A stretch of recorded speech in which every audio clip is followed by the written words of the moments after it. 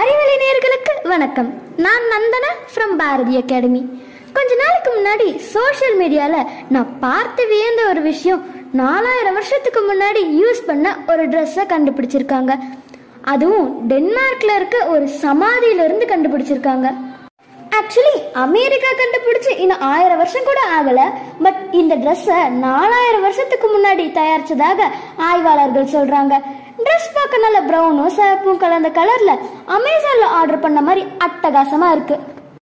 இந்த ட்ரெஸ் டென்மார்க்ல தயாரிக்கப்பட்டதால அப்போ பருத்தி இருந்திருக்க சான்ஸ் இல்ல. கண்டிப்பா ஆட்டுத்தோல் அல்லது ரோமத்துல தான் தயாரிச்சிருப்பாங்க. அப்படியே ஆட்டு ரோமத்துல தயாரிச்சிருந்தாலும் சிவப்பு நிறடை எப்படி கிடைச்சிருக்கும்? அதுக்கு என்னவெல்லாம் பயன்படுத்தி இருப்பாங்க? அதுதான் ஹைலைட் ஆன விஷயமே. வாங்க இப்ப செக்மெண்ட்குள்ள போவோம். ஒரு ட்ரெஸ்ஸுக்கு கலர் கொடுக்கணும்னா பிக்மெண்ட் தேவை. அந்த பிக்மெண்ட்டை ட்ரெஸ்ஸோட ஒட்ட வைக்க அமோனியா தேவை. அந்த காலத்துல இந்த கெமிக்கல் அமோனியாக்கு எங்க போயிருப்பாங்க? அதை பத்தி கொஞ்சம் டீப்பா பார்ப்போம். ரூபியா டிங்டாரம் அப்படிங்கிற செடியோட சாறு எடுத்து அதுல தான் பிரைமரி ரெட் செஞ்சிருக்காங்க. இதை வச்சுதான் மஞ்சள், ஆரஞ்சு, பிரவுன் மாதிரியான கலர்ஸ் கொண்டு வந்திருக்கணும். பச்சை நீலம் அப்ப மன்னர்கள் மட்டுமே பயன்படுத்தக்கூடிய காஸ்ட்லி கலர்ஸ். அதற்கு ஐசாட்டிஸ் டிங்டாரியா அப்படிங்கிற செடியோட சாறு எடுத்து ப்ளூ டை செஞ்சிருக்காங்க. அந்த காலத்துல இந்த மாதிரி சிகப்பு, நீலம், பச்சை மாதிரியான கலர்ஸ் கொண்டு வர என்ன பயன்பட்டதுன்னு தெரியுமா? சொன்னா ஷாக் ஆயிருவீங்க. மனுஷனோட யூரின் தான். காப்பர் சல்ஃபேட்டோட அழகான நீலம் நம்ம பார்த்திருப்போம். அது போல கனிமங்களுக்குன்னு சிறப்பு கலர்ஸ் உண்டு.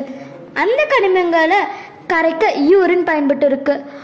மனுஷனோட யூரின காப்பர் சல்ஃபேட்டோட அழகான நீலம் நம்ம பார்த்திருப்போம். அது போல கனிமங்களுக்குன்னு சிறப்பு கலர்ஸ் உண்டு. அந்த கனிமங்களை கரைக்க யூரின் பயன்பட்டு இருக்கு. மனுஷனோட யூரின்ல இருந்து அமோனியாவை உருவாக்கி அதை வச்சு ப்ராசஸ் செஞ்சு உடையோட ஒட்ட வச்சிருக்கலாம் என்பதுதான் ஆராய்ச்சியாளர்களோட ஒரு பார்வை. இன்னும் நமக்கு தெரியாத ஒரு விஷயம், நம்ம பார்க்குற பருத்தி கலர் ஒயிட்ல மட்டும்தான். பட் நம்மளோட தாத்தா பாட்டி வாழ்ந்த காலத்துல பச்சை, ரோஸ், மஞ்சள்னு பல கலர்ல பருத்தி விதைகள் விளைவிச்சிருக்காங்க.